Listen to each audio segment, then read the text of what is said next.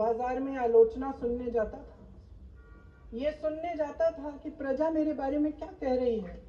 लेकिन आज का राजा, भेष तो बदलते हैं आज के राजा, शौक तो है उनको भेष बदलने का, लेकिन न जनता के बीच जाने की हिम्मत है और न आलोचना सुनने की।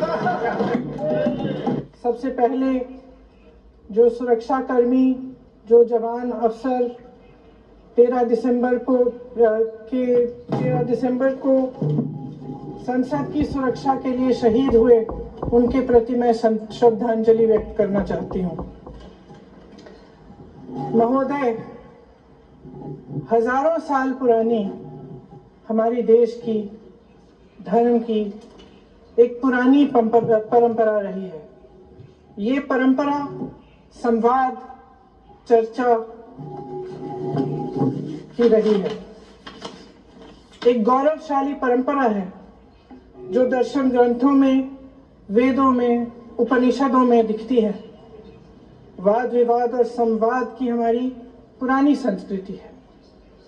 अलग अलग धर्मों में भी, इस्लाम में, सूफियों में, बौद्ध धर्म में, जैन धर्म में, सिख धर्म में भी ये वाद संवाद, ये चर्चा बहस, इसकी संस्कृति रही है।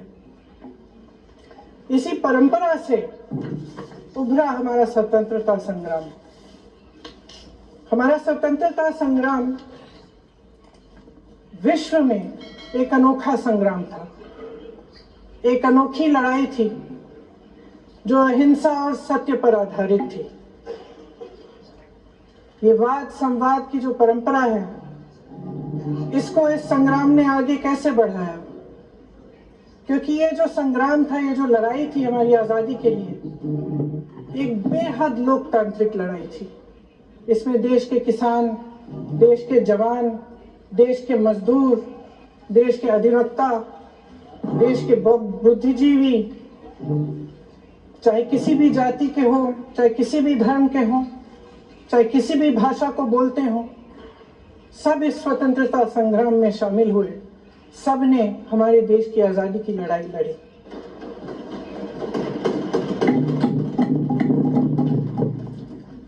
और उसी आजादी की लड़ाई से एक आवाज उभरी जो हमारी देश की आवाज थी। वो आवाज ही आज हमारा संविधान है। साहस की आवाज थी, हमारी आजादी की आवाज थी, और उसी की गूंज ने हमारे संविधान को लिखा और बनाया। ये सिर्फ एक दस्तावेज नहीं है। बाबा साहेब अम्बेडकर, मौलाना आजाद जी, राजगोपालाचारी जी और जवाहरलाल नेहरू जी और उस समय के तमाम नेता, जैसे आपने कहा, इस संविधान को बनाने के जो कार्य में सालों के लिए जुटे रहे। हमारा संविधान इंसाफ, उम्मीद, अभिव्यक्ति और आकांक्षा की वो ज्योत है जो हर हिंदुस्तानी के दिल में जलती है। अध्यक्ष महोदय, इस ज्योत ने हर एक भारतीय को यह पहचानने की शक्ति दी कि उसे न्याय मिलने का अधिकार है, कि उसमें अपने अधिकारों के लिए आवाज उठाने की क्षमता है, कि जब वो आवाज उठाएगा तो सत्ता को उसके सामने झुकना पड़ेगा। इस संविधान ने हर एक देशवासी को यह अधिकार दिया कि वो सरकार बना भी सकता है और सरकार बदल भी सकता है। ये ज्योत जो हर हिंदुस्तानी के दिल में जलती है, उसने हर हिंदुस्तानी को यह विश्वास दिया कि देश की संपत्ति में, देश की दौलत में, संसाधनों में उसका भी हिस्सा है, कि उसे एक सुरक्षित भविष्य की उम्मीद का अधिकार है, कि देश बनाने में भी उसकी भागीदारी है। उम्मीद और आशा की ये ज्योत मैंने देश के कोने कोने में खुद देखी है। उन्नाव में मैं एक रेप पीड़िता के घर गई, उसे जलाकर मार डाला था। वो शायद 20-21 साल की होगी। हम सब के बच्चे हैं। हम सोच सकते हैं कि अगर हमारी बेटी के साथ बार बार बलात्कार हुआ और फिर जब वो अपनी लड़ाई लड़ने के लिए गई तो उसको जलाकर मार डाला गया होता तो हम पर क्या बीतती। मैं उस बच्ची के पिता से मिली। उसके खेत जलाए गए थे, उसके भाइयों को पीटा गया था, उसके पिता को बाहर से घर के बाहर घसीट कर मारा गया था। उस पिता ने मुझे बताया कि बेटी, मुझे न्याय चाहिए। मेरी बेटी अपने एफआईआर को दर्ज करने के लिए जब जिले में गई तो उसको मना किया गया। अगले जिले में जाना पड़ा उसे। वो रोज सुबह 6 बजे उठकर तैयार होकर अकेली अपने मुकदमे को लड़ने के लिए अगले जिले में ट्रेन से जाती थी। उसके पिता ने मुझे कहा कि मैंने उससे कहा, बेटी अकेली मत जाओ, छोड़ दो ये लड़ाई।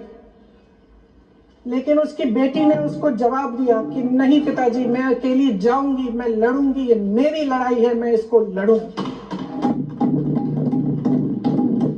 ये लड़ने की क्षमता, ये हिम्मत उस लड़की को और करोड़ों भारत की नारियों को हमारे संविधान ने दी। आगरा में मैं अरुण वाल्मीकि के घर गई। अरुण वाल्मीकि पुलिस स्टेशन में काम करता था, सफाई का काम करता था। आप सोच सकते हैं हमारी तरह उसका भी परिवार था। नई नई शादी हुई थी, 2-3 महीनों का बच्चा था। पुलिस स्टेशन में चोरी हो गई। चोरी का इल्जाम उस पर लगाया गया। उसके पूरे परिवार को उठाकर पुलिस स्टेशन में ले गए। आप हंस रहे हैं, लेकिन ये गंभीर बात है। गंभीर बात। शर्म करो, शर्म।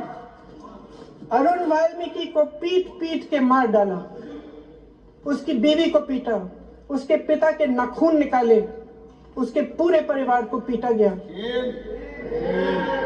जब मैं उस जवान महिला से मिलने गई जो अभी अभी विधवा हुई थी, तो उसने मुझे कहा कि दीदी, हमें सिर्फ एक चीज चाहिए, हमें न्याय चाहिए और हम इस न्याय के लिए लड़ते रहेंगे, चाहे कुछ भी हो जाए। ये हिम्मत उस महिला को हमारे संविधान ने दी।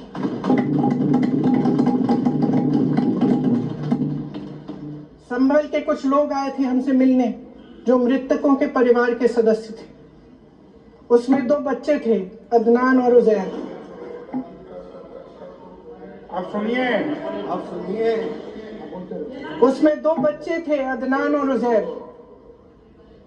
एक बच्चा मेरे बच्चे की उम्र का है, दूसरा उससे छोटा 17 साल का है। दर्जी के बेटे थे। दर्जी का एक ही सपना था कि वो अपने बेटों को पढ़ाएगा, लिखाएगा। एक बेटा डॉक्टर बनेगा, एक बेटा भी सफल होगा दूसरा बेटा भी अपने जीवन में सफल होगा। उनके पिताजी हर रोज उनको स्कूल छोड़ते थे। उस दिन भी स्कूल छोड़ने के बाद अपनी दुकान में चले गए। उन्हें पता नहीं था कि विवाद हो रहा है। उन्होंने भीड़ देखी, घर आने की कोशिश की तो पुलिस ने गोली से मार डाला। वो 17 साल का बच्चा अदनान मुझसे कहता है, वो 17 साल का बच्चा अदनान मुझसे कहता है कि मैं बड़ा होकर डॉक्टर बन के दिखाऊंगा, मैं अपने पिता का सपना साकार करूंगा। ये सपना, ये आशा उसके दिल में हमारे संविधान ने डाली। अध्यक्ष महोदय, हमारे देश के करोड़ों देशवासियों के संघर्ष में, अपने अधिकारों की पहचान में, इनकी कठिन से कठिन परिस्थितियों से लड़ने की अपार हिम्मत में और देश से न्याय की अपेक्षा में हमारे संविधान की ज्योत जल रही है। मैंने हमारे संविधान की ज्योत को जलते हुए देखा है और इसके साथ साथ ये भी समझा है कि हमारा संविधान एक सुरक्षा कवच है। एक ऐसा सुरक्षा कवच है जो देशवासियों को सुरक्षित रखता है, न्याय का कवच है, एकता का कवच है और अभिव्यक्ति की आजादी का कवच है। दुख की बात यह है कि मेरे सत्ता पक्ष के साथी जो बहुत बड़ी बड़ी बातें करते हैं, इन्होंने इन 10 सालों में यह सुरक्षा कवच, सत्ता पक्ष के मेरे साथियों ने ये सुरक्षा कवच तोड़ने का पूरा प्रयास किया है। संविधान में सामाजिक, आर्थिक और राजनीतिक न्याय का वादा है। ये वादा एक सुरक्षा कवच है जिसको तोड़ने का काम शुरू हो चुका है। लैटरल एंट्री और निजीकरण के जरिए ये सरकार आरक्षण को कमजोर करने का काम कर रही है। अगर लोकसभा में ये नतीजे नहीं आए होते तो ये संविधान बदलने का काम भी शुरू कर लेते। सच्चाई ये है अध्यक्ष महोदय कि आज संविधान बार बार इसलिए कह रहे हैं क्योंकि इस चुनाव में इनको पता चल गया कि इस देश की जनता ही इस संविधान को सुरक्षित रखेगी, कि इस चुनाव में हारते हारते जीतने से इन्हें एहसास हुआ कि ये संविधान बदलने की बात इस देश में नहीं चलेगी। आज जनता की मांग है कि जाति जनगणना हो। सत्ता पक्ष के मेरे साथी ने इसका जिक्र किया। ये जिक्र भी आज इसलिए हो रहा है क्योंकि चुनाव में ये नतीजे आए। ये जाति जनगणना इसलिए जरूरी है ताकि हमें पता चले कि किसकी क्या स्थिति है और नीतियां उस हिसाब से बने। इनकी गंभीरता का प्रमाण ये है कि जब चुनाव में पूरे विपक्ष ने जोरदार आवाज उठाई कि ये जाति जनगणना होनी चाहिए, तो इनका जवाब देखिए। इनका जवाब भैंस चुरा लेंगे, मंगलसूत्र चुरा लेंगे, इनका ये जवाब था। ये गंभीरता है इनकी जाति जनगणना पर। महोदय, हमारे संविधान ने आर्थिक न्याय की नींव डाली, किसानों, गरीबों और को जमीन बांटी, भूमि सुधार किया, जिसका नाम लेने से कभी कभी आप झिझकते हैं और कभी कभी उनका नाम धड़ाधड़ इस्तेमाल किया जाता है अपने आप को बचाने के लिए। उन्होंने HAL, BHEL, SAL, GAIL, ONGC, NTPC, railways, IIT, IIM, oil refinery, तमाम PSU बनाए। अध्यक्ष महोदय, उनका नाम पुस्तकों से मिटाया जा सकता है, उनका नाम भाषणों से मिटाया जा सकता है, लेकिन जो उनकी भूमिका रही इस देश की आजादी के लिए और इस देश के निर्माण के लिए, वो इस देश से कभी मिटाया नहीं जा सकता। 75 सालों में जनता का भरोसा रहा कि नीतियां बनेंगी तो जनता की भलाई के लिए बनेंगी। जल जंगल जमीन का अधिकार मिला आदिवासी भाई बहनों को। इंदिरा जी ने बैंकों का राष्ट्रीयकरण करवाया, खदानों का राष्ट्रीयकरण कराया। कांग्रेस और यूपीए की सरकारों में शिक्षा का, भोजन का अधिकार मिला। 75 सालों में जनता का भरोसा मिला। पहले संसद चलती थी तो जनता की उम्मीद होती थी कि सरकार महंगाई और बेरोजगारी पर चर्चा करेगी, कोई उपाय निकालेगी, कोई रास्ता निकालेगी। लोग मानते थे कि अगर कोई नई आर्थिक नीति बनेगी तो देश की अर्थव्यवस्था को मजबूत बनाने के लिए बनेगी, तो भारतीय बाजार को मजबूत बनाने के लिए बनेगी, उनके भविष्य को मजबूत बनाने के लिए बनेगी। किसान और आदिवासी भाई बहन भरोसा करते थे कि यदि जमीन के कानून में संशोधन होगा तो उन्हीं की भलाई के लिए होगा। आप नारी शक्ति की बात करते हैं, आज चुनाव की वजह से शायद इतनी बातचीत हो रही है नारी शक्ति के बारे में, क्योंकि हमारे संविधान ने महिलाओं को यह अधिकार दिया, उनकी शक्ति को परिवर्तित किया वोट में। और आज आपको पहचानना पड़ रहा है कि महिलाओं के बिना, कि नारी शक्ति के बिना ये सरकारें नहीं बन सकती हैं। इसीलिए आज आप नारी शक्ति की बातें दोहरा रहे हैं। जो आप नारी शक्ति का अधिनियम लाए हैं उसको लागू क्यों नहीं करते? वो 10 साल बाद लागू क्यों होगा? क्या आज की नारी 10 साल इंतजार करेगी उसके लागू करने के लिए? क्या बात है, क्या बात है।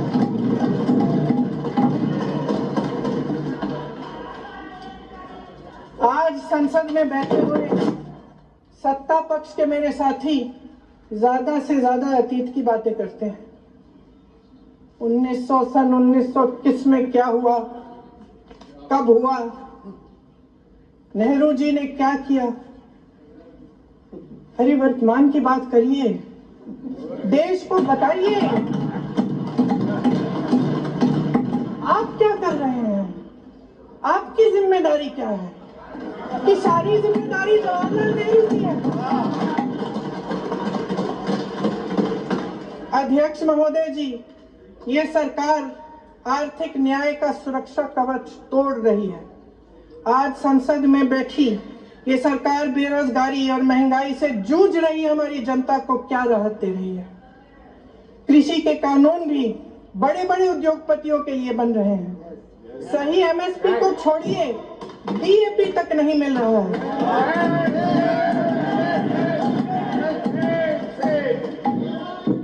वायनाड से लेकर ललितपुर तक इस देश का किसान रो रहा है। आपदा आती है तो उसको कोई राहत नहीं मिलती। भगवान भरोसे है आज इस देश का किसान, उसको छोड़ दिया गया। आज हिमाचल में देखिए, जितने भी कानून बने हैं वो सब बड़े बड़े उद्योगपतियों के लिए बन रहे हैं। हिमाचल में जो सेब उगता था उसके जो छोटे छोटे किसान हैं वे रो रहे हैं, क्योंकि एक व्यक्ति के लिए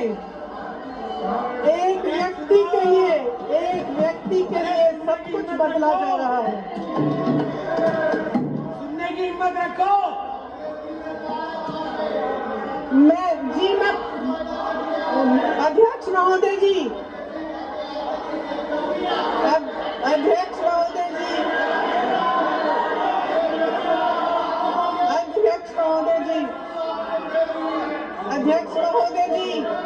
अडानी जी को सारे कोल्ड स्टोरेज प्रदेश की सरकार ने नहीं दिए।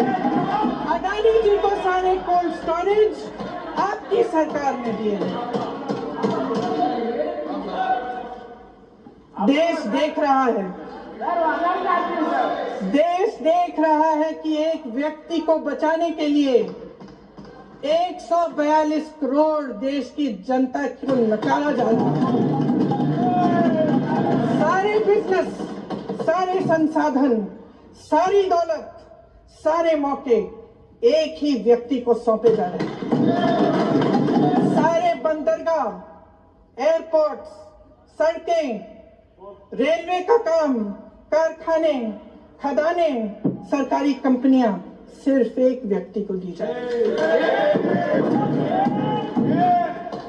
जनता के मन में हमेशा यह विश्वास होता था कि अगर कुछ नहीं है तो संविधान हमारी सुरक्षा करेगा, मगर आज आम लोगों के बीच ये धारणा बनती चली जा रही है कि सरकार सिर्फ अडानी जी के मुनाफे के लिए चल रही है। देश में बहुत तेजी से गैर बराबरी बढ़ रही है। जो गरीब है वो और गरीब हो रहा है, जो अमीर है वो और अमीर हो रहा है। इस सरकार ने आर्थिक न्याय की भी सुरक्षा कवच तोड़ दिया है। राजनीतिक न्याय की जब बात होती है, मेरे सत्ता पक्ष के साथी आज खड़े हुए और तमाम गिनती करने लग गए कि ऐसा हुआ वैसा हुआ, 1975 में जो हुआ, तो सीख लीजिए ना आप भी। सीख लीजिए। आप भी अपनी गलतियों के लिए माफी मांग लीजिए। आप भी बैलेट पे चुनाव कर लीजिए। आप भी बैलेट पे चुनाव कर लीजिए। दूध का दूध, पानी का पानी हो जाएगा। आप राजनीतिक न्याय की बात करते हैं, सरकारों को पैसों के बल पर गिरा देते हैं।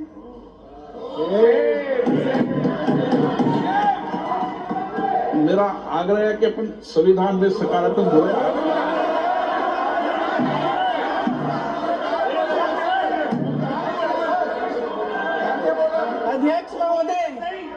अध्यक्ष महोदय, सत्ता पक्ष के हमारे साथी ने एक उदाहरण दिया उत्तर प्रदेश की सरकार का, तो मैं भी एक उदाहरण दे देती हूँ महाराष्ट्र की सरकार का। मैं भी एक उदाहरण दे देती हूँ हिमाचल की सरकार को तोड़ने की कोशिश किसने की? पैसों के बल पे की गोवा की सरकार। तमाम उदाहरण। क्या ये सरकारें जनता ने नहीं चुनी थी? क्या संविधान इन पर लागू नहीं था? पूरी देश की जनता जानती है कि इनका, हंसती है, जानती है कि इनके यहाँ तो वॉशिंग मशीन है।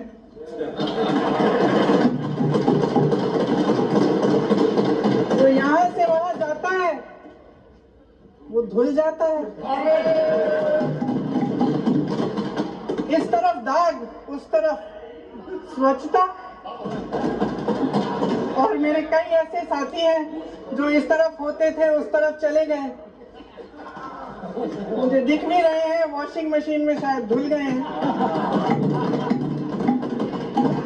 अध्यक्ष महोदय, जहां भाईचारा और अपनापन होता था, जहां हमारे संविधान ने एकता का सुरक्षा कवच दिया था, वहां शक और घृणा के बीज बोए जा रहे हैं। एकता का सुरक्षा कवच तोड़ा जा रहा है। प्रधानमंत्री जी यहाँ सदन में संविधान की किताब को यूं माथे से लगाते हैं, लेकिन संभल में, हाथरस में, मणिपुर में जब न्याय की गुहार आती है, उठती है, तो उनके माथे पे शिकन तक नहीं आता।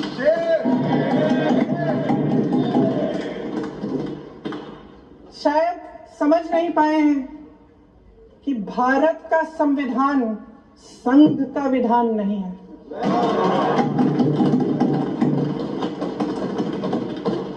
भारत के संविधान ने हमें एकता दी, हमें आपसी प्रेम दिया। उस मोहब्बत की दुकान जिस पर आपको हंसी आती है, उसके साथ करोड़ों देशवासी चले। करोड़ों देशवासियों के दिल में एक दूसरे के लिए प्रेम है, घृणा नहीं है।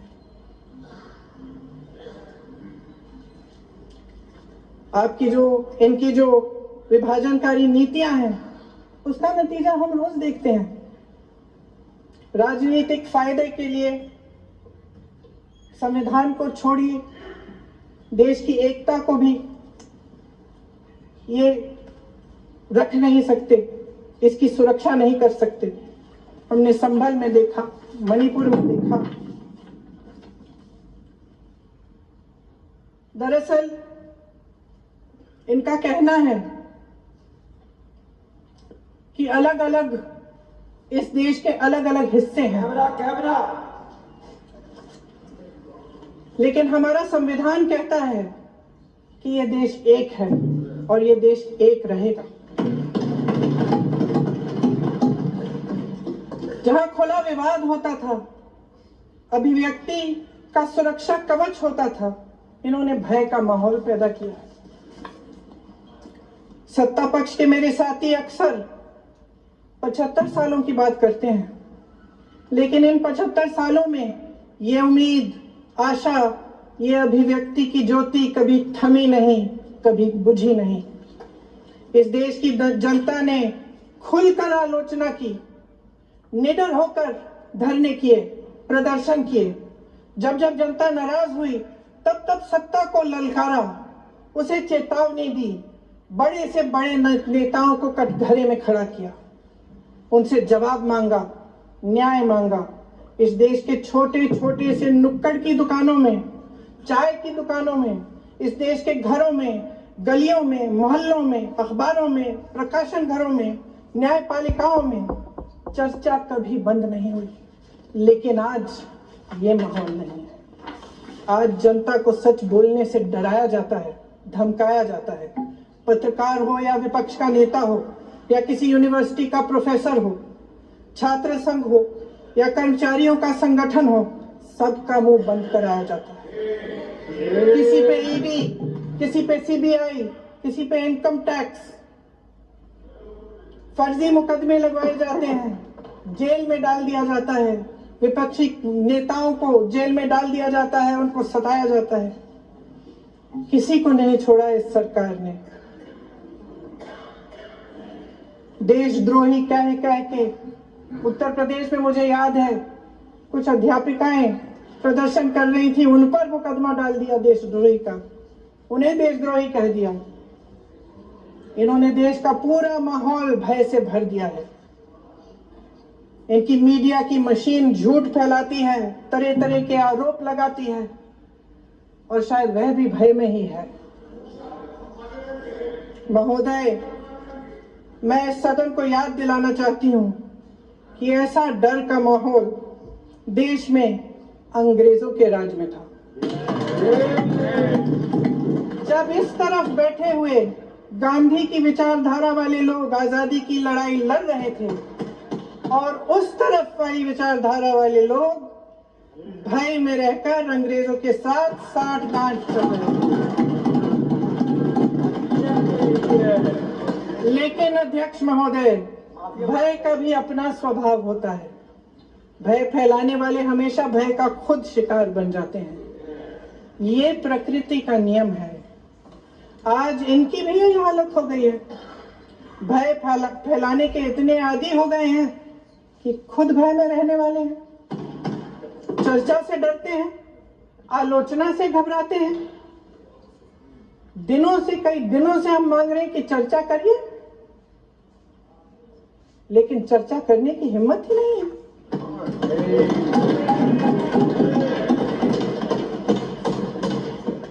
एक कहानी होती थी अध्यक्ष महोदय, शायद बचपन में आपने भी सुनी होगी। राजा भेष बदलकर बाजार में आलोचना सुनने जाता था। ये सुनने जाता था कि प्रजा मेरे बारे में क्या कह रही है, मैं सही रास्ते पे चल रहा हूं कि नहीं। लेकिन आज का राजा, भेष तो बदलते हैं आज के राजा, शौक तो है उनको भेष बदलने का, लेकिन न जनता के बीच जाने की हिम्मत है और न आलोचना सुनने की। महोदय, मैं तो सदन में नहीं हूं।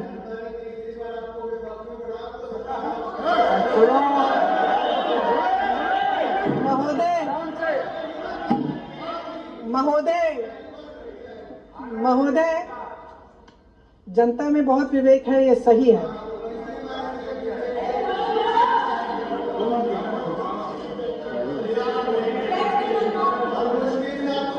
अच्छा महोदय, मैं सदन में नहीं हूं, कुछ ठीक है, मैं सदन में नहीं हूं, मात्र 15 दिनों से आ रही हूं। लेकिन मुझे ताज्जुब होता है कि इन 15 दिनों में इतने बड़े बड़े इश्यूज हैं, इतनी बड़ी बड़ी बातें हैं, प्रधानमंत्री जी मात्र एक दिन के लिए शायद 10 मिनट के लिए दिखे हैं।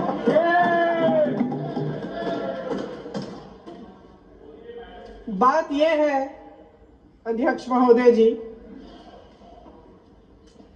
कि ये देश भय से नहीं, साहस और संघर्ष से बना है। इसको बनाने वाले देश के किसान, जवान, देश के करोड़ों मजदूर और गरीब जनता है। संविधान इनको साहस देता है। मेहनती मिडिल क्लास है। और इस देश के जो करोड़ों देशवासी हैं, जो रोजाना भयंकर परिस्थितियों का सामना करते हैं, उनको साहस देता है।